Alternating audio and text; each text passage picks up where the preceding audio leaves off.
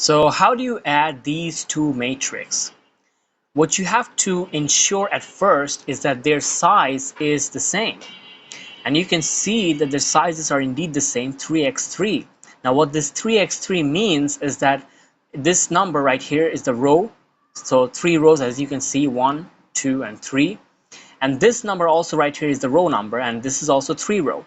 1, 2, and 3. And the number of columns is also 3. So 1, 2, and 3. And the number of columns over here is also 3. 1, 2, and 3. So this has to match. The sizes have to be exactly the same in order to add these two matrices. Now, let's say that the size was something else. Let's say that the size was like 3x4 for this one and 3x3 for the other one.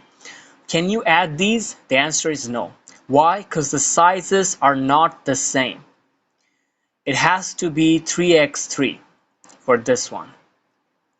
3x3, 3x3, 3x3 and 3x3, and as a result you can add these two matrices. Now, in order to add the matrix, you basically add a number with its corresponding number. Like, I know that perhaps doesn't make any sense. Let me show you. So you add this number to this number, and so that's just 0. You add this number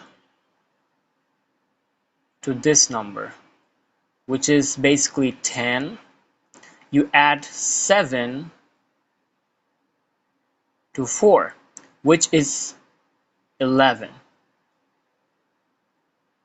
And then you repeat the same process with the rest of the rows. That is, you add 1 to this, which is 2. You add 5 to this, which is 13. You add 8 to 2, which is 10. And you repeat the same process for the rest of the numbers. And that's how you add or subtract matrix.